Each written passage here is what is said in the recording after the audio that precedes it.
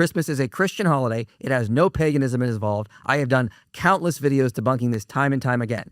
There is absolutely no evidence that Christmas came from Mithraism or any of that nonsense. Please stop spreading that nonsense. It has been debunked by myself and historians like Thomas Schmidt, Philip Nothaft, and many others for a long time now. Pure nonsense. You said Paul corrupted Christianity. Pure and utter nonsense. Your own sources say Paul was an apostle. It's in Tabari. It's in Life of Ibn Ishaq. That he mentions this around like page 652, 653 in Life of Muhammad, that Paul and Peter went to Rome to preach for Jesus and Allah. And that I can even argue from the Quran.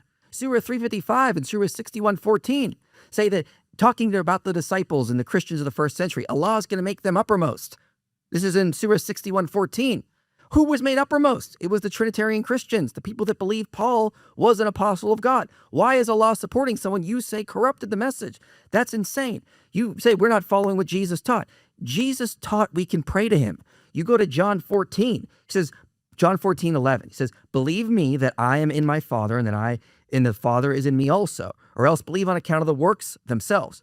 Truly, truly, I say to you, whoever believes in me will also do the works that I do, and greater works than these he will do because I'm going to the Father. Whatever you ask in my name, this I will do, that the Father may be glorified in the Son. If you ask me anything in my name, I will do it. He's going to the Father, and he says we can ask him. That's prayer. He's saying that we can pray to him. We are following exactly what Jesus taught in that. Now, you are upset that we don't do certain motions. I mean, Jesus never said that kind of thing. We can pray standing. We can pray with our heads down. It happens in the Orthodox and Catholic Church, for example. But you also brought up the Bible being corrupted. I want to talk about that briefly. I don't need to argue with a Muslim that the Bible has not been corrupted because I can go to the Quran. As I said, the Quran confirms the preservation, inspiration of our scriptures, for example. It says things like Christians judged by the gospel, Surah 547. Stand on our scriptures, Surah 568.